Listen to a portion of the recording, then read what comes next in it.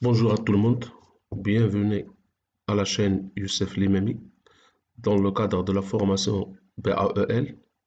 Donc, comme j'ai déjà promis, aujourd'hui on va commencer le ferraillage des éléments en béton armé. Dans cette vidéo, je vais vous présenter la méthode de ferraillage des poutres.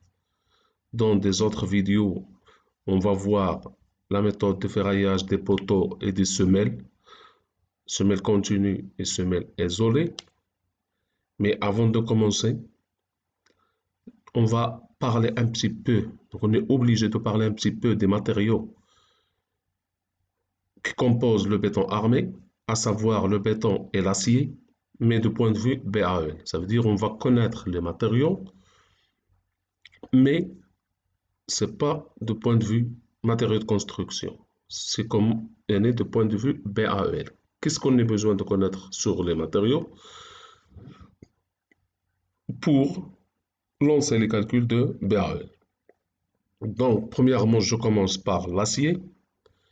Donc, la classification de l'acier selon le BAE, donc il y a trois types de classification. Premièrement, selon la forme. Donc, on distingue entre barre lisse et barre haute adhérence, donc HA. Classification selon la nuance, ça veut dire le pourcentage de carbone contenu dans l'acier qui ne peut pas dépasser le 0,5%. Donc, je répète, la nuance, c'est le pourcentage de carbone dans l'acier. Il est entre 0,2 et 0,5. Ici, vous voyez les types de nuances. Donc, on parle de nuances douces, médure et dure. Donc, là, vous avez les lettres qui expliquent la nuance, le type de la nuance qui correspond à chaque acier. Troisième classification, c'est selon les limites élastiques, qui est exprimée en mégapascal. Donc, par exemple, ici, vous voyez un acier Fe E235. Fe, ça veut dire acier et non fer. Donc, l'acier, c'est le fer plus carbone. En arabe, ou solb.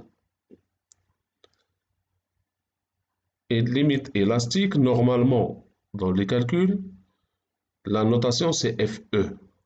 Par exemple, dans cet exemple, c'est 235 mégapascales. Et là, ce que vous voyez ici sont les types de nuances. S, c'est la nuance douce. D, c'est dur. Et SD, c'est médium.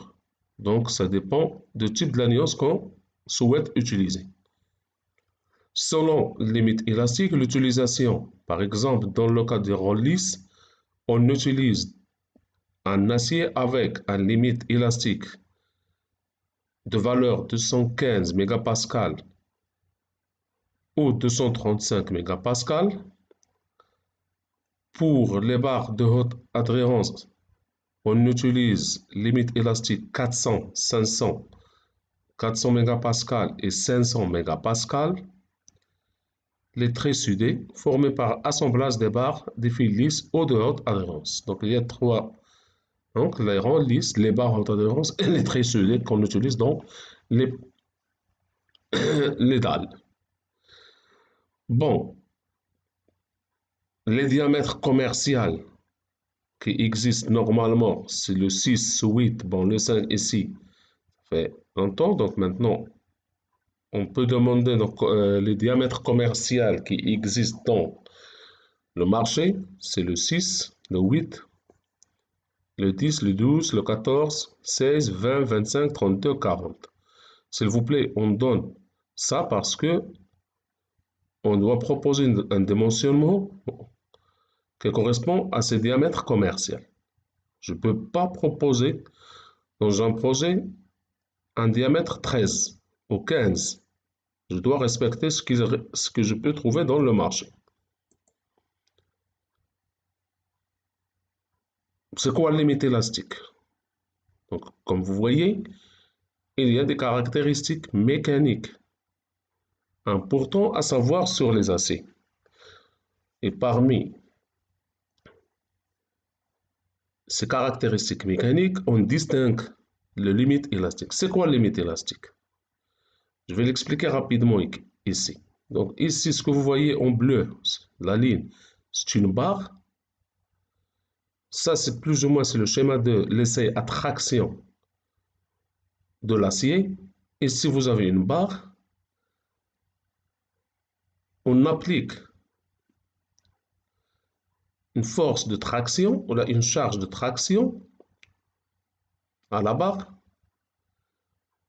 Je vais lier la barre à un mécanisme, on a un appareil pour mesurer les déformations et en même temps à un autre appareil qui va mesurer les contraintes.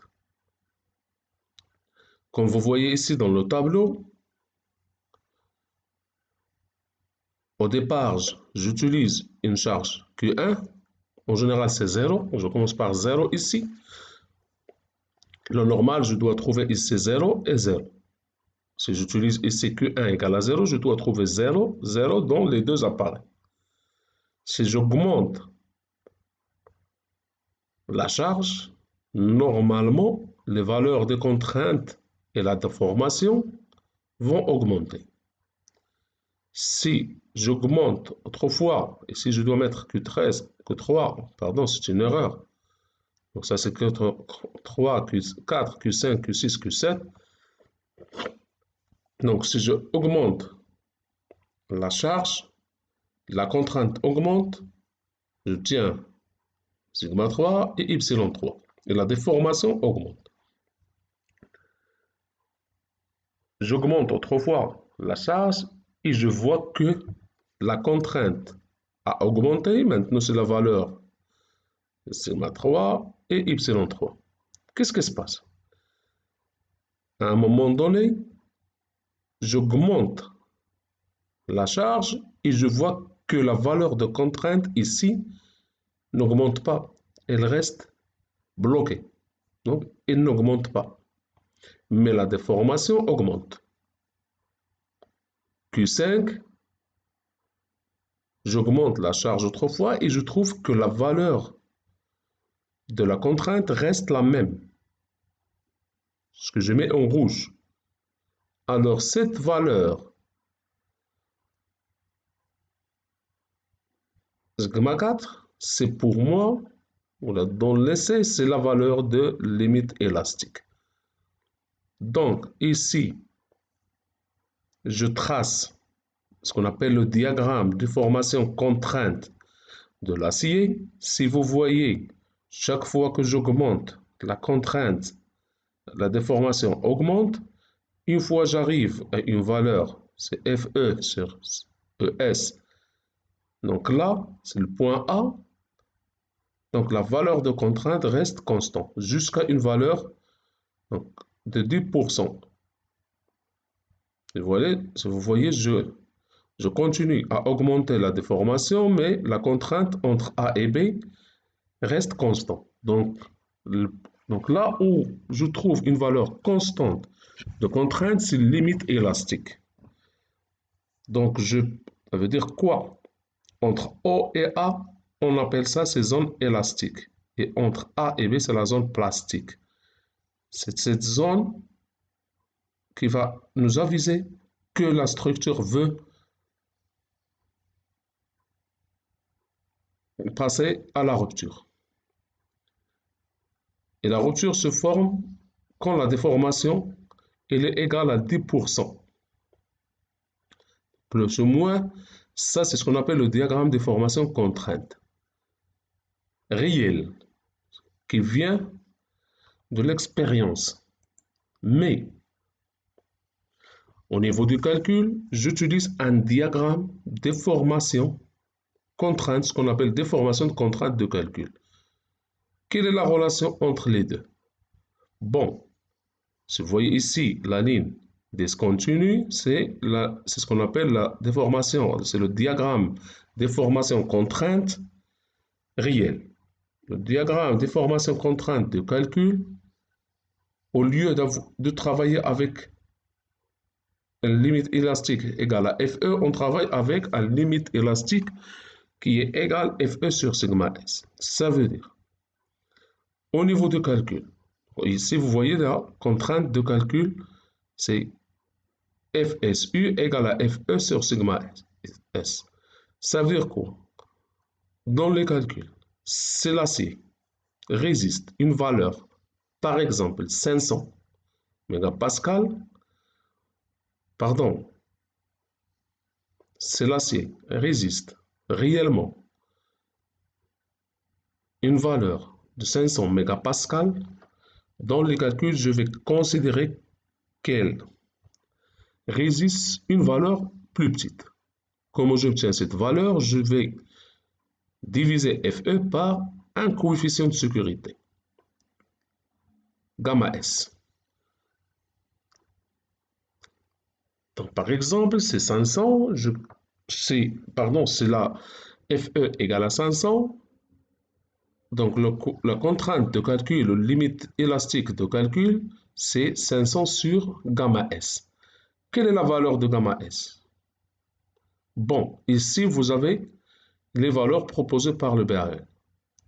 Donc, dans le cas des combinaisons fondamentales, elle est égale à 1,15. Dans les cas des combinaisons accidentelles, égale à 1. Combinaison fondamentale représente 90% des cas de ce qu'on va voir. Donc, plus ou moins, veux dire que dans les 99%, on va travailler avec un coefficient de sécurité gamma S égale à 1,15. Par exemple, vous prenez votre calculatrice. Si vous avez un acier de 500, vous faites 500 sur 1,15, vous avez trouvé 438. Vous prenez un autre acier, par exemple le 400, parce qu'on va travailler avec les deux. Donc, moi, je vais faire 500 1,15, j'ai divisé, j'ai trouvé 435. 500 sur 1,15, c'est 435. Si vous faites 400 divisé par 1,15, vous allez trouver 348. Ça veut dire quoi? J'ai un acier qui résiste 500, mais au niveau de calcul, je vais considérer qu'il résiste 435. Ça, ça veut dire j'ai minoré la résistance. Je travaille avec une résistance plus petite. Si vous vous rappelez, dans le cas des charges, quand je multiplie G par 1,35, je majore la charge. Donc ça veut dire qu'est-ce que je fais? Dans les calculs de Beryl, je majore la charge. Donc ça veut dire je multiplie par un coefficient supérieur à 1 fois 1,35. Dans les cas des résistances, je divise par un facteur de sécurité.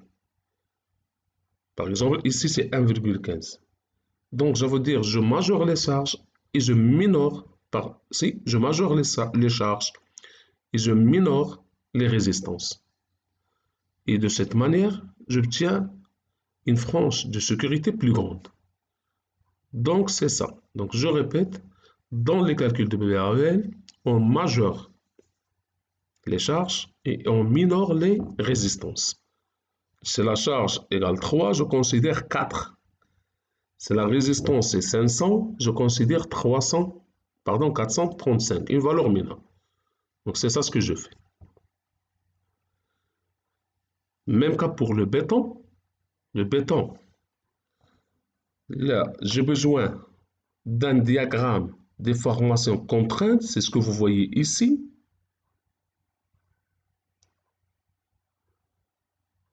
On l'appelle diagramme parabole rectangle parce que si vous voyez le premier par zone, c'est une forme parabole et la deuxième, c'est un rectangle. C'est pour cela qu'on appelle le diagramme des formations contraintes de le béton, c'est un diagramme parabole rectangle. Le normal, la résistance caractéristique à 28 jours de compression de béton, on l'appelle FC28. Et ce que vous voyez ici, par exemple, ça c'est la résistance à traction. Il est obtenu à partir de la valeur de la résistance à compression avec cette formule. C'est 0,6 plus 0,06 FC28. Le même cas que l'acier, je dois travailler au lieu, par exemple, si j'ai choisi un béton avec FC28 égale à 25, dans les calculs, je travaille avec une valeur plus petite. Je minore la résistance. Comment je fais ça avec le béton? J'utilise la formule suivante. Donc, FBU, c'est la contrainte à compression de calcul de béton, égale à 0,85 fois FC28 sur θ gamma B. Gamma B, dans les cas généraux, c'est 1,5 et gamma B, dans les combinaisons accidentelles, c'est 1,15. La valeur de θ, donc vous voyez ici les valeurs proposées pour le θ. Donc, c'est 1 pour une durée d'application 24 heures. Entre 1 et 24 heures, on considère 0,9. Et entre inférieur à 1 heure, je considère 0,85. Quelle est la valeur la plus utilisée de θ? Ce qu'on appelle coefficient d'application d'action. J'utilise en général la valeur 1. Duration d'application plus que 24 heures. Gamma B. Vous voyez, j'ai deux valeurs, 1,15 dans le cas général et 1,5 dans le cas général et 1,15 dans les cas combinaisons. Vous savez que les cas général représentent le 99%. Donc, je peux vous dire dès maintenant, la valeur que je vais utiliser pour minorer les résistances de l'acier, c'est 1,15. Gamma S, c'est 1,15. Et gamma B, pour le béton, c'est 1,5. C'est ce qu'on va utiliser dans les calculs, sauf si les combinaisons sont accidentelles. Donc, maintenant, je commence le ferraillage de poutres. Donc, comme vous... Bon, pardon, avant de commencer le ferraillage de poutres, donc ici, vous voyez, donc j'ai besoin de définir, donc je vais utiliser le type de fissuration dans les calculs. Il y a trois types de fissuration à considérer pour le béton. Donc, on parle de fissuration peu nuisible. Quelles sont les fissurations peu nuisibles? Les fissurations peu nuisibles, c'est les fissurations qui se produisent dans des locaux clos et couverts. Donc là, vous voyez, ce qui peut correspondre aux locaux clos et couverts et non soumis à des condensations. Quels sont, par exemple, quel est un exemple d'un local clos et couvert? Bon, si je suis dans une école, la salle de cours, donc c'est un local close et il est couvert. Donc ça veut dire je ne suis pas exposé aux intempéries, ni la pluie ou le vent ou la chaise. Donc n'importe quel élément porteur qui est dans cette salle, elle sera protégée. Donc même les fissurations qui vont se produire sont peu nuisibles. Et quels sont les locaux non soumis à condensation? Bon, pour comprendre ça, quel est un local soumis à des condensations? C'est les garages, les sous-sols sont soumis à des condensations. Il n'y a pas de ventilation, il n'y a pas d'échange de l'air. Donc là, il y a une condensation. Donc, les locaux qui ne sont pas soumis à des condensations, parce que, par exemple, dans ma maison, donc, je ne sais pas si j'ouvre les fenêtres, donc il n'y a pas de condensation, il y a une ventilation. Deuxième type de fissuration, c'est les fissurations préjudiciables. Quand je peux dire que la fissuration est préjudiciable? Lorsque les éléments en cause sont exposés aux intempéries. Donc, par exemple, toutes les poteaux et les semelles qui sont en contact direct avec l'extérieur. Donc, ils sont exposés à la pluie, au vent et même à la neige. Aussi, on considère dans le cas de fissuration préjudiciable les condensations, les zones avec condensation, par exemple les sous-sols, les garages, ou les éléments qui sont noyés et émergés en eau douce. Donc ça veut dire l'eau potable à l'eau qui ne comporte pas des produits chimiques, comme par exemple le cas de l'eau de la mer. Donc, si un élément porteur il est en contact avec, ou là, il est noyé et émergé dans l'eau douce, donc la fissuration est préjudiciable. Je le considère préjudiciable. Donc, je répète, fissuration peu nuisible, c'est par exemple une salle de course, donc les locaux clos et couverts, ou par exemple qui ne sont pas soumis à des condensations. Ça veut dire qu'ils sont différents d'un garage ou la sous-sol. Le cas de fissuration préjudiciable, c'est les éléments qui sont exposés à l'intempérie et qui sont soumis à des condensations. Ça veut dire dans un garage ou dans un sous-sol, ou qui sont noyés et émergés en eau douce. Troisième type, c'est la fissuration très préjudiciable.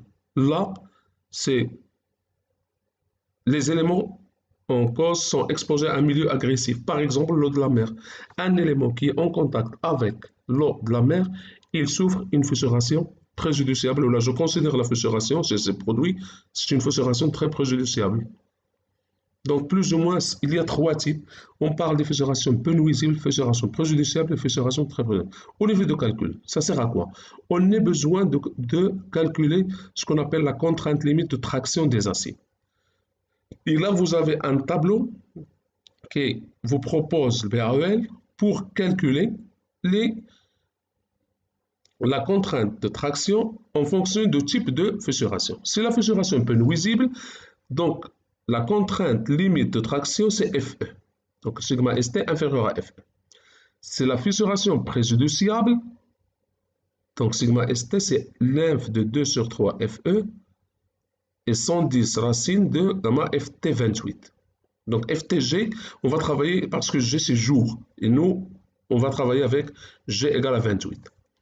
Fissuration très préjudiciable, vous avez une autre formule. Donc ça veut dire dans un problème, une fois que vous identifiez le type de fissuration, vous devez choisir entre les trois formules à utiliser. On va utiliser ça dans notre exemple. Donc, maintenant, je passe ferraillage de poutre. Quand vous voyez, on a deux poutres. Donc ça, c'est notre projet. On a deux poutres. Si vous voyez ici, vous avez la poutre qui supporte la dalle de terrasse. C'est cette poutre. Et vous avez deux poutres, mais qui se comportent de la même manière, qui supportent l'étage. On a déjà vu que les deux poutres se comportent de la même manière. J'ai calculé la même charge dans les autres projets. Donc, qu'est-ce que je vais faire maintenant? Premièrement, dans ce vidéo, je vais vous expliquer comment je fais le ferraillage de cette poutre. Et la prochaine vidéo, je vais expliquer comment je fais le ferraillage. C'est la même méthode. La différence, ici, je vais vous expliquer comment je fais le ferraillage de poutre terrasse. Ici, je vais faire le même calcul, mais je vais ajouter une autre alternative. Je vais travailler avec un Excel. Ça veut dire, je vais faire un calcul avec la main, donc en utilisant les formules et la calculatrice, mais à la fin de vidéo, je vais vous présenter comment je peux utiliser l'Excel. Il y a un petit programme pour voir la rapidesse ou l'efficacité de travailler avec un Excel. Ça veut dire quoi? Je vous invite à converger vers les programmes. Parce que maintenant, je commence par l'Excel. La prochaine fois, on va vous proposer un logiciel. Par exemple, le robot. Donc, c'est ça. Maintenant, je commence par le ferraillage de poutre terrasse. Et la prochaine vidéo, je vais vous montrer comment je vais faire le ferraillage de poutre étage de la même manière, avec une calculatrice, avec les formules, mais à la fin de vidéo. Donc, je parle de vidéo que je vais faire prochainement avec un Excel. Donc, je vous invite de voir toutes les vidéos et de suivre la formation de A à Z pour comprendre ce qu'on est en train de faire. Alors, je commence par le poutre terrasse. Qu'est-ce que je fais pour calculer le ferraillage de cette poutre? Donc, premièrement, j'ai besoin d'un formulaire que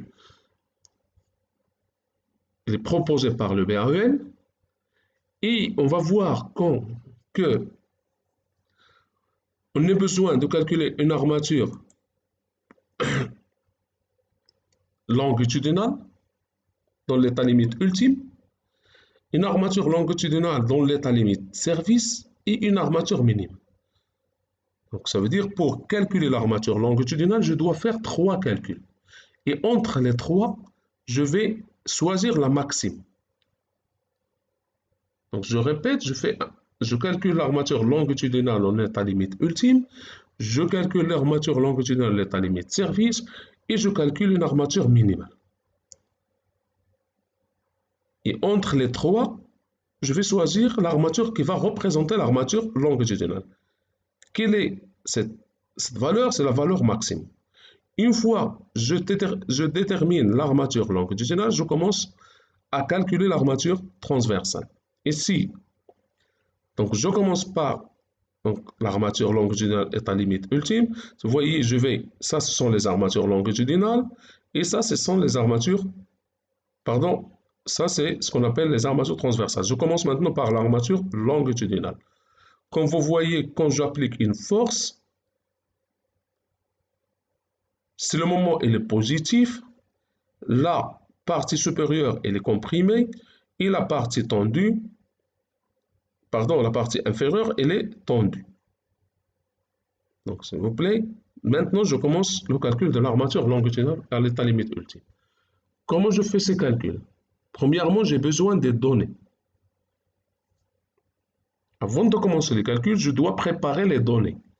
Et là, vous avez toutes les données nécessaires pour commencer les calculs. Vous avez besoin d'un plan de couvrage. Donc j'ai déjà un plan de couvrage, il est simple, mais j'ai besoin d'un plan de couvrage. J'ai besoin de la section de poutre. Ça c'est la section de poutre, c'est la section transversale. Ici, ce que vous voyez, la partie supérieure, c'est l'armature supérieure, et ça, c'est l'armature inférieure. L'armature, c'est le moment où il est positif, l'armature supérieure, elle est comprimée, et l'armature inférieure, elle est tractionnée, ou on dit qu'elle est tendue.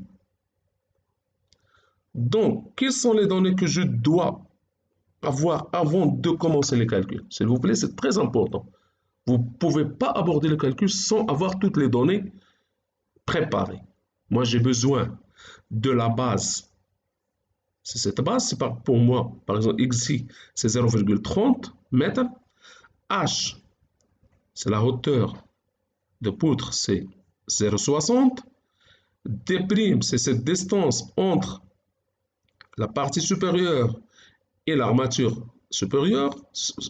Il coïncide ici avec l'enrobage, c'est 0,05. D, c'est la distance entre la partie supérieure ou la face supérieure de poutre et l'armature inférieure. Donc c'est ce que vous voyez en bleu, c'est cette ligne en bleu, c'est D, c'est la distance D. FE, vous savez maintenant c'est quoi FE? C'est la limite élastique, c'est la résistance de l'acier. FC28, c'est la résistance à compression de béton. G, là c'est très important, vous vous rappelez, j'ai déjà calculé la descente de charge. C'est vrai. J'ai déjà calculé la descente de charge. Vous voyez ici, tout ce que je fais, j'ai déjà fait, je l'expose devant vous maintenant. J'ai besoin. Donc j'ai besoin de G, la charge permanente supportée par le poutre. Donc dans ce cas, la valeur c'est 16,77. La charge variable supportée par le poutre, dans notre cas c'est 2,78. Je dois calculer la combinaison des charges, ça veut dire que je fais la somme. J'ai déjà parlé de combinaison des charges dans une vidéo. Je dois calculer 4 services et je dois calculer le moment maximum dans les états limites ultimes avec la formule suivante. J'ai déjà calculé, mais je vais faire autrefois pour vous rappeler.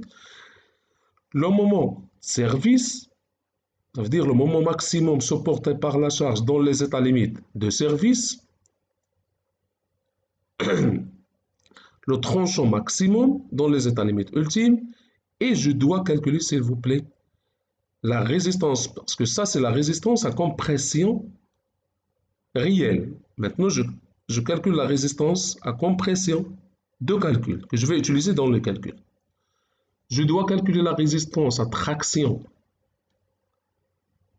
de béton avec la formule suivante et je dois déterminer le type de référentiel que je vais considérer dans mon projet. S'il vous plaît, toutes les données sont très importantes pour le cas de poutre. Donc, quand je passe à faire le ferraillage de poteau, vous allez voir, j'ai besoin des autres données. Donc, je vous conseille, avant de commencer votre calcul, vous devez préparer ces données. Je commence, je vais remplir les données. Maintenant, B, c'est 0,3, pardon, c'est une erreur. C'est mètre, 0,3 mètres ici. Je ne peux pas corriger maintenant, mais c'est mètre ici, c'est 0,3 mètres. H, c'est 0,6 mètres, c'est pas centimes. T', c'est 0,05 mètres. S'il vous plaît, les unités, c'est une erreur de frappe, s'il vous plaît. Mètre, tout ça c'est mètre. 0,55 mètres. Je répète, les quatre unités qui apparaîtront ici sont mètres, c'est pas centimes. Merci, vous corrigez. FE, j'ai considéré dans mon projet que FE égale à 500 mégapascales. FC est 28, je vais utiliser 25 mégapascales. G, la charge permanente supportée par le poutre terrasse.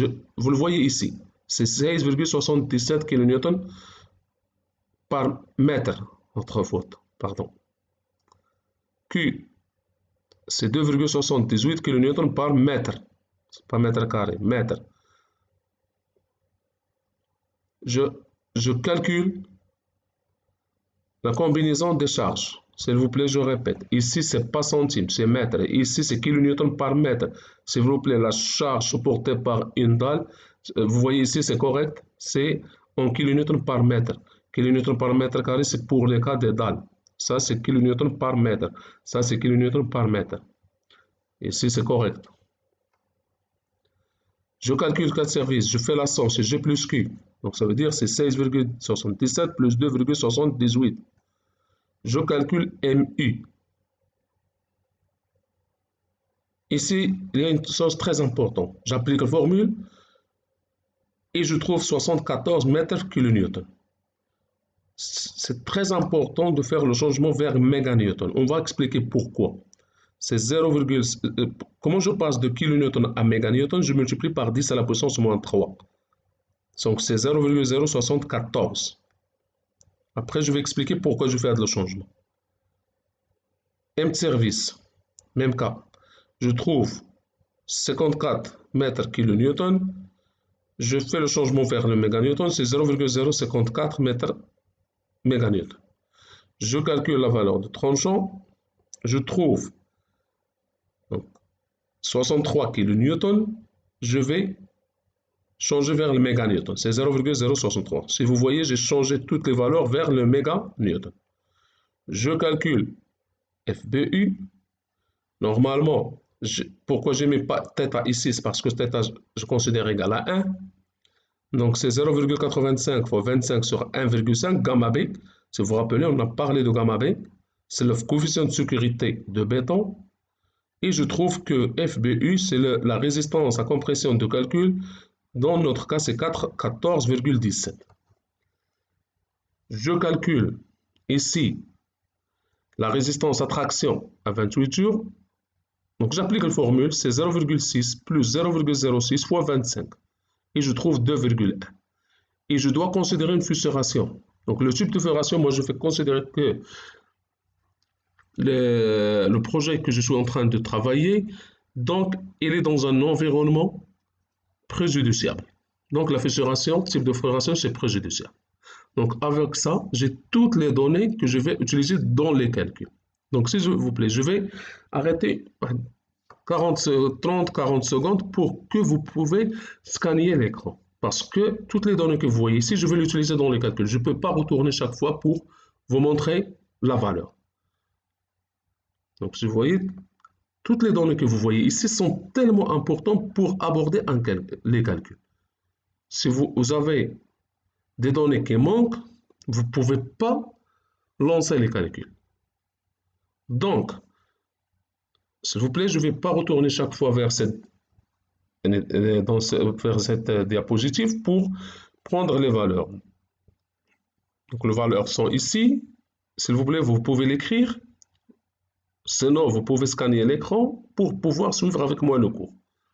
Donc, je continue le cours.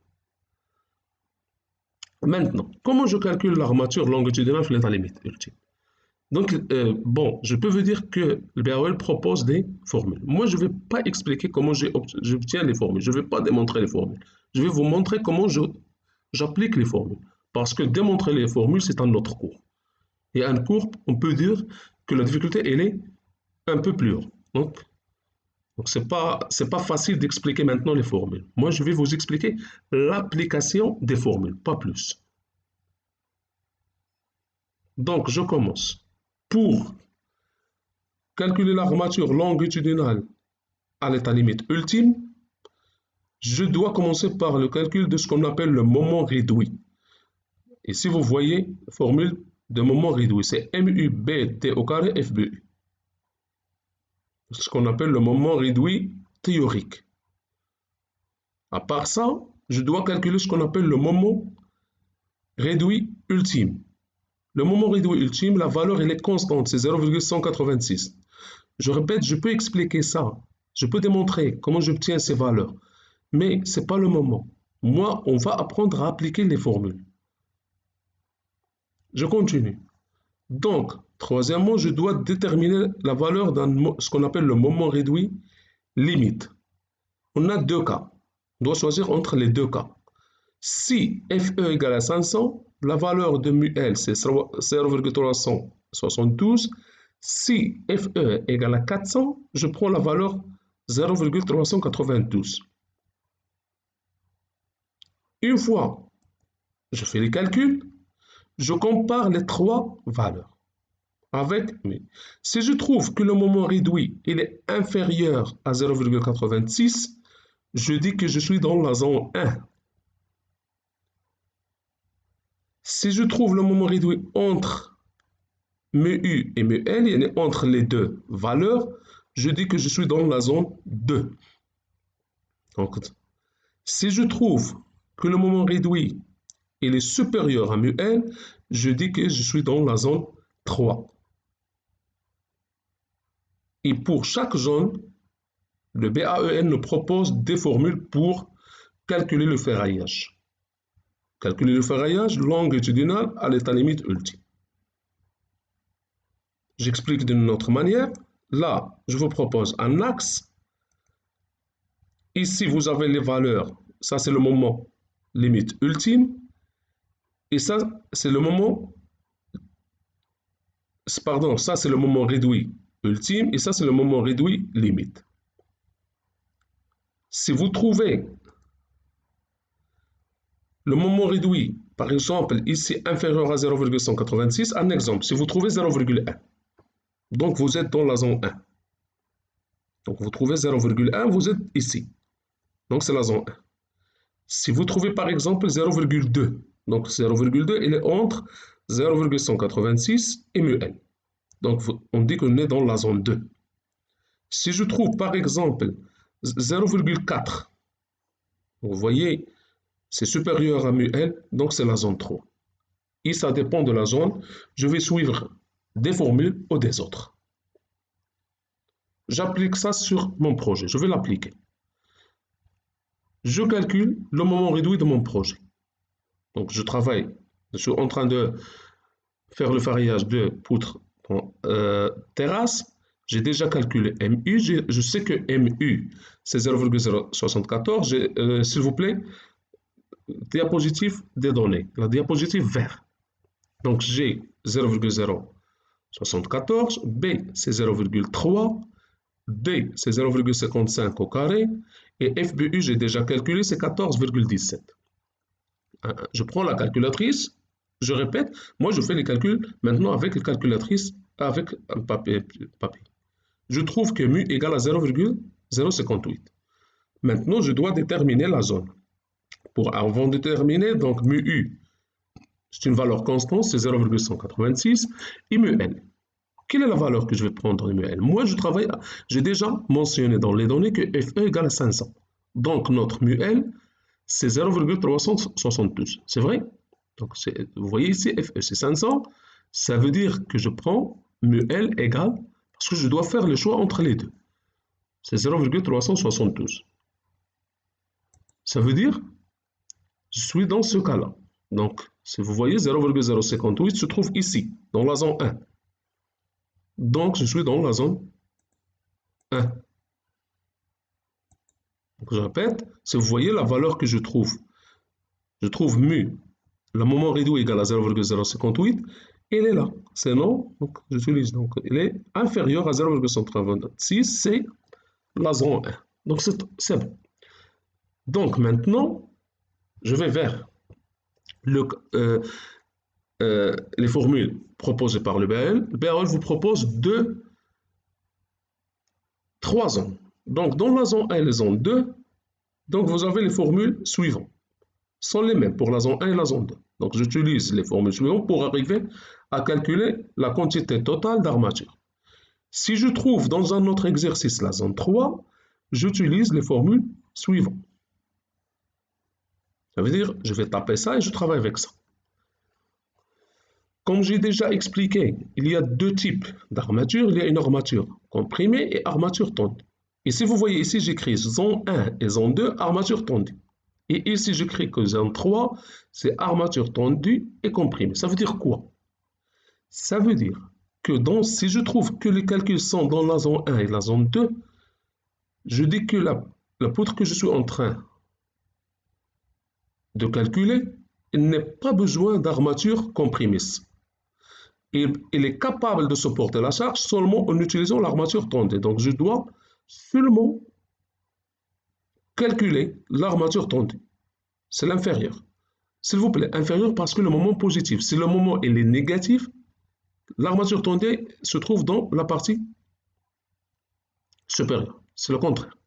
Mais maintenant, le moment il est positif, donc l'armature tendue, c'est l'inférieur. Donc, dans la zone 1 et la zone 2, j'ai besoin seulement d'armature tendue. Si je trouve que le calcul se trouve dans la zone 3, là, je dis que le poutre a besoin des armatures tendues et armatures comprimées. Moi, je suis dans la zone 1. Maintenant, donc, je vais taper la zone 3 parce que je vais travailler avec les formules suivantes. Donc, je vais calculer alpha, je vais calculer la valeur de Z et je veux calculer l'armature. Je commence par alpha. Alpha, c'est quoi? C'est 1,25, 1 moins racine de 1 moins 2 multiplié par le moment réduit. Bon, j'ai déjà calculé le moment réduit, c'est 0,058. J'applique la formule et la calculatrice, je trouve 0,075. Je rappelle, je peux faire tout le travail avec un Excel déjà préparé et ce qu'on va voir dans le deuxième vidéo. Je calcule Z. Donc, Z, vous voyez ici, c'est D fois 1 moins 0,4 fois alpha. J'ai déjà calculé alpha, j'applique la formule. Donc, D, c'est 0,55. C'est 1 moins 0,4 fois 0,075. Et je trouve 0,533 mètres. Et maintenant, je calcule la quantité totale d'armature longitudinale à l'état limite ultime. Je rappelle, je suis en train de calculer l'armature longitudinale à l'état limite ultime. Une fois que je termine, je commence l'armature longitudinale à l'état limite service et après je commence l'armature minimale. Et je dois choisir entre les trois une seule valeur. Donc, j'applique. Donc, ça c'est MU. AS c'est MU. Donc, j'ai déjà calculé MU. Je vous invite chaque fois de retourner en arrière pour, si vous ne vous rappelez pas des données que j'ai déjà identifiées. C'est 0,074 fois gamma S, c'est 1, ça c'est 1,15, pardon, divisé par 0,533 fois 500. Et je trouve 4,16 fois 10 à la puissance moins 4 mètres carrés. Maintenant, je vous conseille, s'il vous plaît, d'exprimer l'armature en centimètres carrés. C'est mieux. et je passe au calcul de l'armature longitudinale à l'état limite de service. Pour le moment, je n'ai pas décidé la valeur de l'armature longitudinale. J'ai seulement calculé l'armature longitudinale à l'état limite ultime. Je vais calculer l'armature longitudinale à l'état limite de service. Donc, je vais suivre les données suivantes. Donc, j'ai déjà calculé M service, c'est vrai. Donc, j'ai déjà calculé, c'est 0,054 mètres méganewton. J'ai besoin de valeur de N. N, c'est le module d'élasticité longitudinale d'acier sur le module d'élasticité longitudinale de béton. C'est une valeur fixe, c'est 15. Je dois calculer la contrainte de compression de béton limite. Donc, il est identifié par cette formule. C'est 0,6 fois F, c'est 28. Donc, c'est 0,6 fois 25. Ça donne 15 mégapascales. Et je dois calculer la contrainte limite de traction de béton. Mais ça, je le fais à partir de tableaux suivants. Donc, dans le tableau, vous voyez, j'ai 3 cas. Je dois choisir entre les 3. Donc, ça dépend de la fissuration que j'utilise dans mon projet. Donc, moi, j'ai décidé que la fissuration dans mon projet, c'est fissuration préjudiciable. Donc, je dois utiliser la formule suivante. C'est vrai? C'est sigma st égale l'inf de 2 sur 3 FE et 110 racine de mu FT28. J'ai déjà calculé FT28. Vous vous rappelez, c'est 2,1. Donc, je fais les calculs ici parce que je n'ai pas d'espace ici. Sigma st, c'est l'inf de 2 sur 3 FE. Donc, c'est 2 sur 3 FE. Donc, FE, c'est 500. Je prends la calculatrice, je calcule. Je trouve 2 sur 3 fois 500, c'est 333,33. Je calcule le deuxième terme. Donc, c'est 110 ici, racine de mu, FT28. Bon, s'il vous plaît, FT28, c'est 2,1. Mais la valeur de mu, elle est exprimée ici. Je suis dans le cas de fissuration préjudiciable. J'ai 3 valeurs possibles. Je peux utiliser la valeur 1 pour les ronds lisses. Je peux utiliser la valeur mu égale à 1,6 pour l'acier à haute adhérence et les diamètres supérieurs à 6. Et la valeur de 1,3, je parle de ce paramètre mu. Je dois choisir entre les 3 valeurs qui sont ici. Donc, mu égale à 1,3 pour acier à haute adhérence et diamètre inférieur à 6. S'il vous plaît, je ne crois pas qu'il y ait des gens qui utilisent pour armer, le béton armé, les rangs lisses. 99% on utilise les rangs corrugés. Donc, on utilise en général l'armature à haute adhérence et avec un diamètre supérieur à 6. Je ne crois pas qu'on utilise des armatures inférieures à 6. Donc, en général, la valeur le plus utilisée de ce paramètre, c'est ce qu'on appelle, c'est 1,6. C'est ce qu'on appelle le coefficient de fissuration.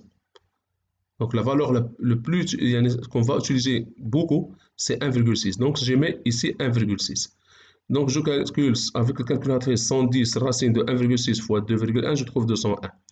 Ça veut dire quoi? L'inf des deux valeurs, je prends la plus petite. Donc, ici, la plus petite, c'est 201,63 mégapascal. Donc, j'écris ici, c'est 201,33 mégapascal. J'ai fait les calculs ici. Maintenant, une fois que j'ai fait les 4 lignes, je calcule le paramètre alpha. Donc, le paramètre alpha, c'est n fois sigma BC sur n fois sigma BC plus sigma ST. J'ai déjà calculé toutes les valeurs, j'applique. Et je trouve que alpha, c'est 0,528. Maintenant, je calcule Y1. Donc, c'est alpha fois D. Donc, c'est 0,528 fois 0,55. D, j'ai déjà exprimé quelle est la valeur de D. Je trouve 0,29 mètres. Je calcule Z.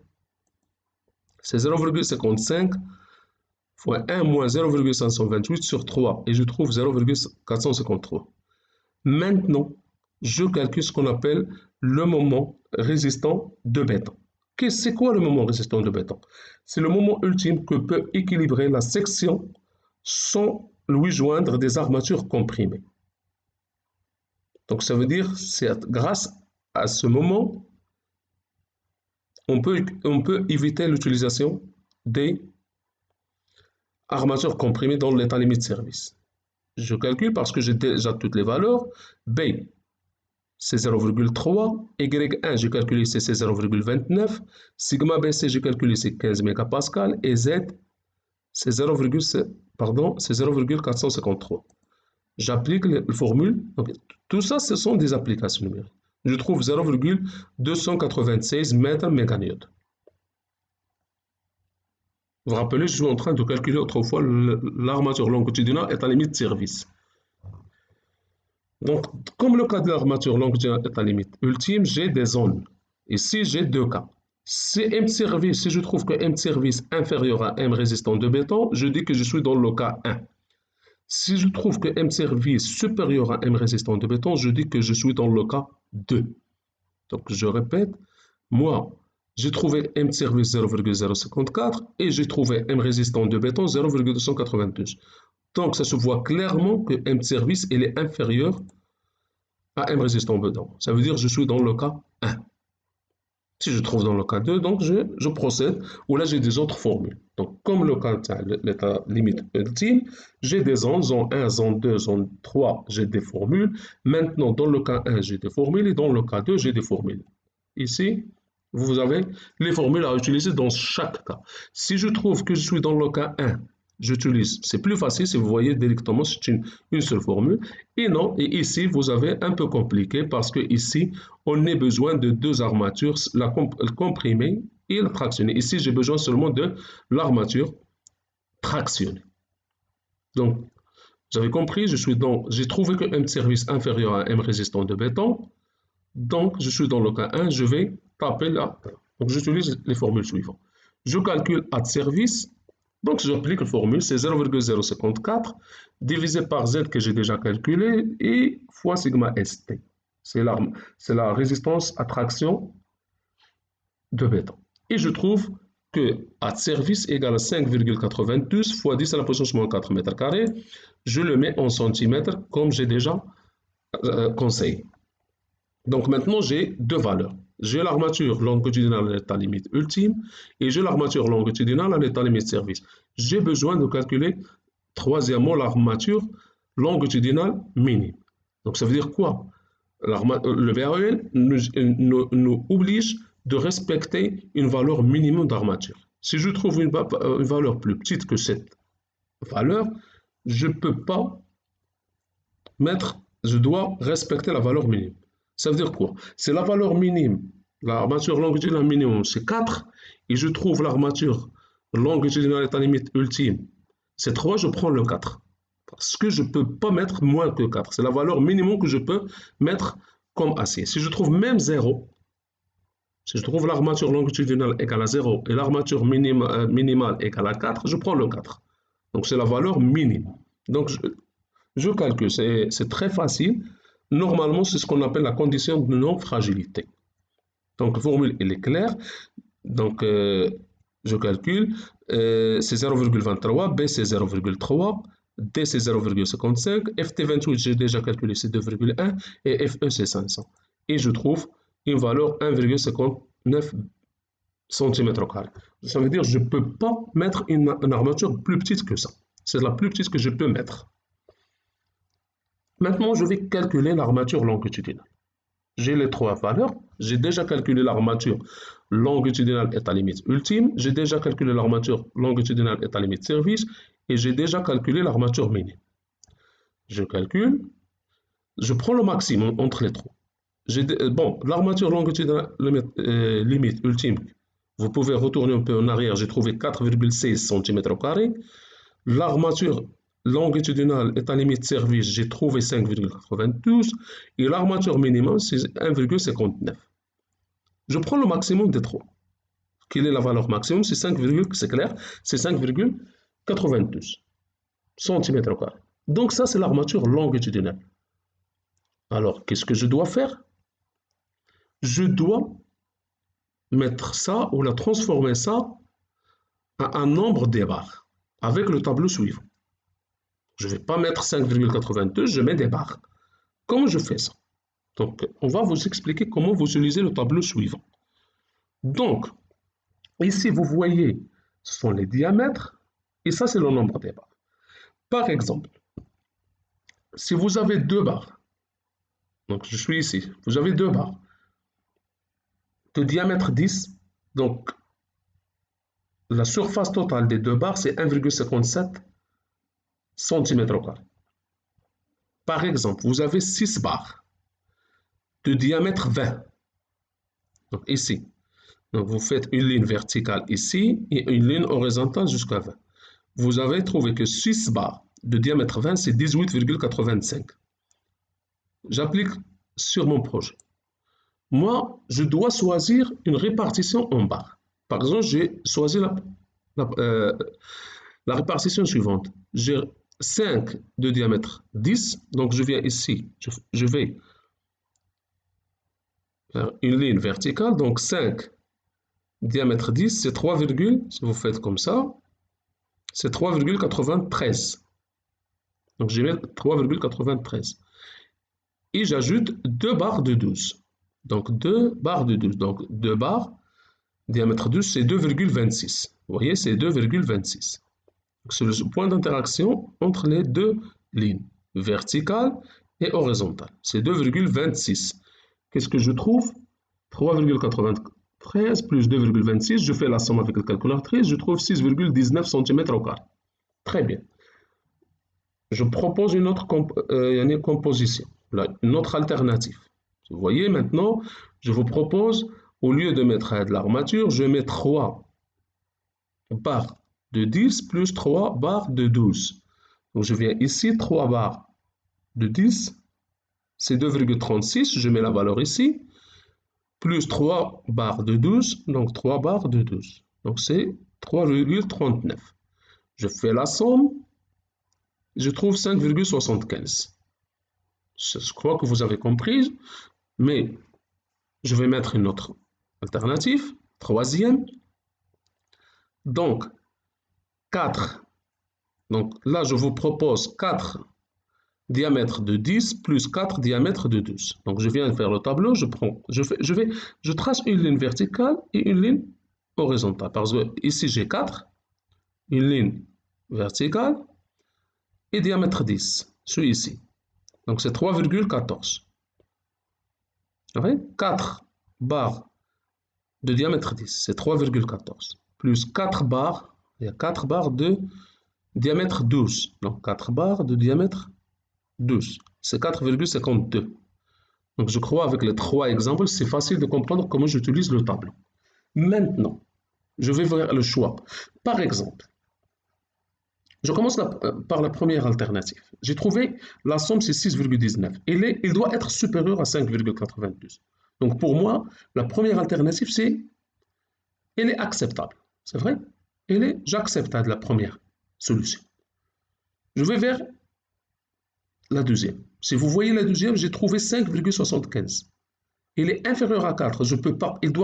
Donc la première condition que je dois respecter, la valeur que je trouve ici, il doit être supérieure à cette valeur.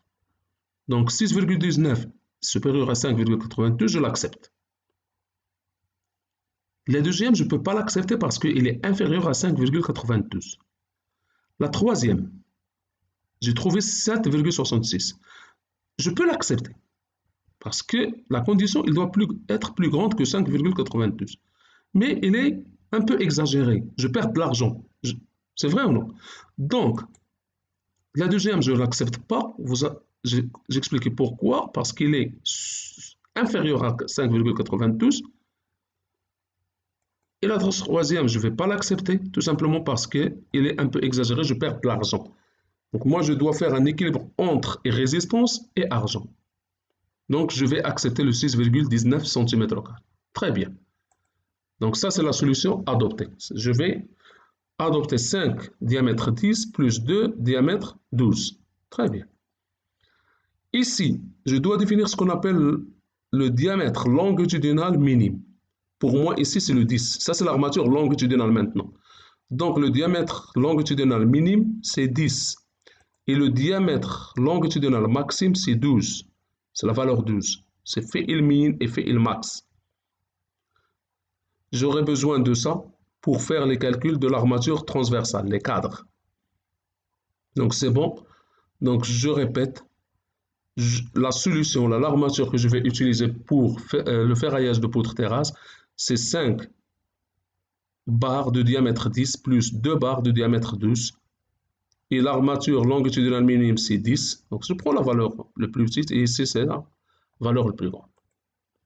Maintenant, pour continuer, j'ai déjà trouvé l'armature longitudinale, pardon, j'ai déjà trouvé l'armature longitudinale. Maintenant, je commence à calculer ce qu'on appelle les cadres, ou à déterminer les cadres. C'est l'armature transversale. Donc, ici, je vous présente ce que je dois faire, ce que le BAE me propose de faire. Donc, je dois, premièrement, avant de commencer les calculs, je dois calculer ce qu'on appelle la contrainte de cisaillement.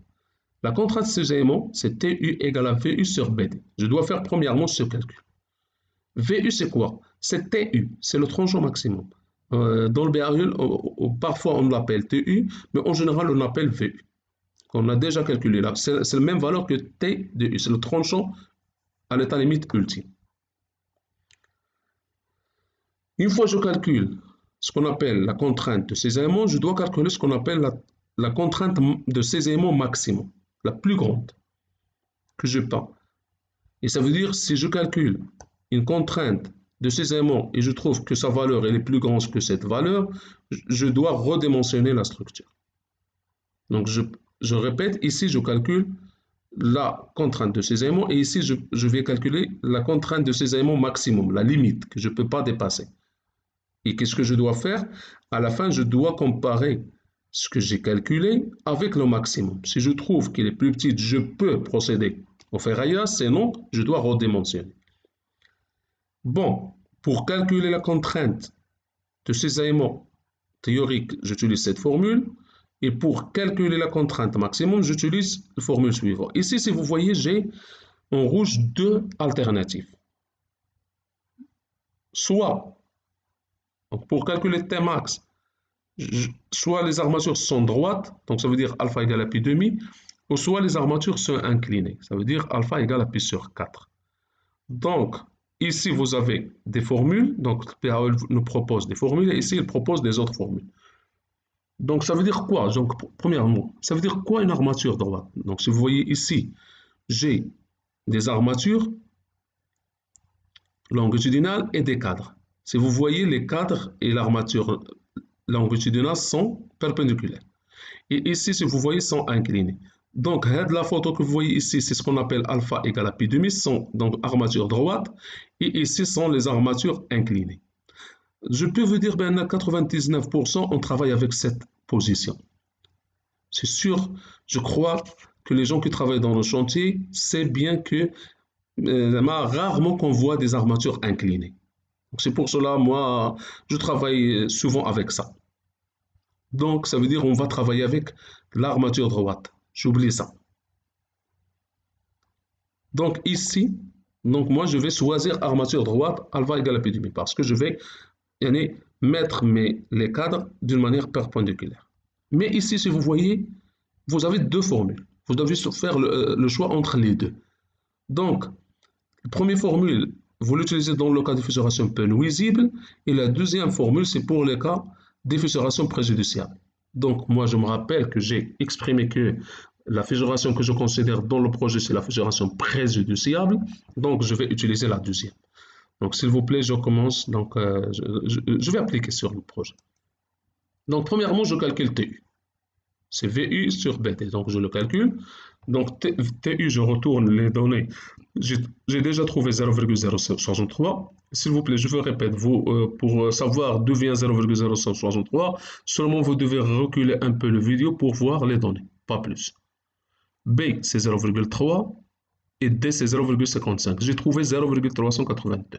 Donc, ça, c'est la contrainte de cisaillement. Maintenant, je vais calculer la contrainte de cisaillement maxime. Donc, je répète, moi, premièrement, je vais utiliser des armatures droites. Donc, je vais être ici. C'est vrai, je ne vais pas travailler ici. Je travaille ici. et je sais bien que la fissuration il est préjudiciable, donc je vais choisir entre les deux formules, je choisis la formule suivante. C'est 0,15 parce que je travaille avec fissuration préjudiciable. Donc, c'est ça. Je travaille avec la deuxième. Si j'ai la fissuration peu nuisible, donc je travaille avec ça, c'est 0,20 FC28. Vous allez me demander, fissuration très préjudiciable, je travaille avec ça. Cette formule elle est valable pour fissuration préjudiciable et fissuration très préjudiciable. Donc j'utilise ces 0,15 fois FC28 sur gamma B, ça c'est gamma B, 4.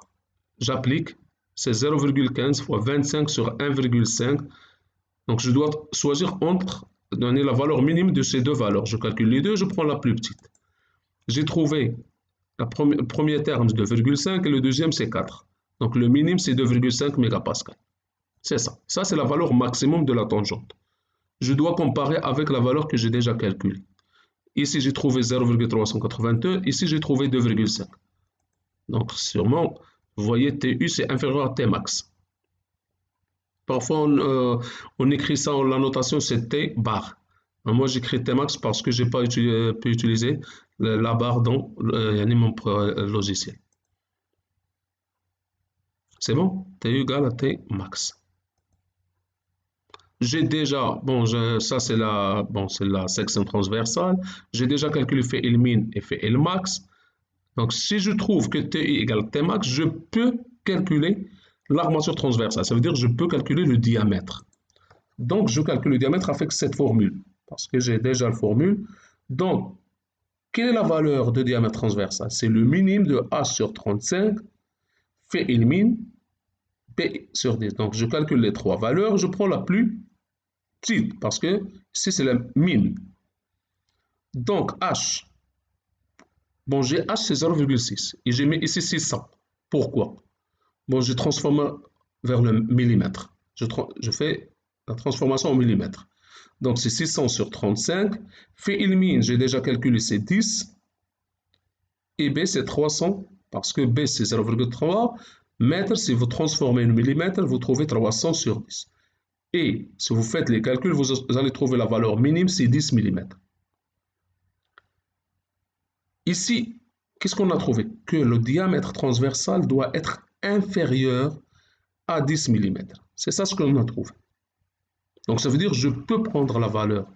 Je peux prendre un diamètre, j'écris ici, on prend un diamètre égal à 8. Parce que j'ai dit que j'ai trouvé que le diamètre doit être inférieur à 10. Je n'ai pas écrit ici, il doit être égal à 8, à 10. Non, inférieur, il doit être inférieur à 10 mm.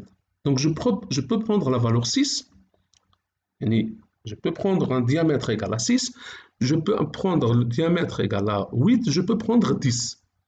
Bon, je ne prends pas 12 parce que ça n'entre pas dans l'intervalle. Donc je prends un diamètre transversal égal à 8. Bon, pour le calcul de la séparation, je vais faire une autre vidéo.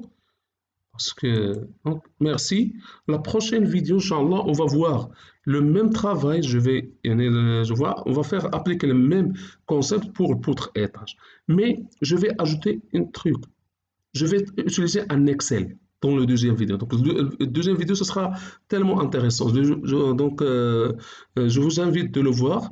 Et merci. Vous pouvez abonner à la chaîne pour encourager un peu le travail. Et à bientôt.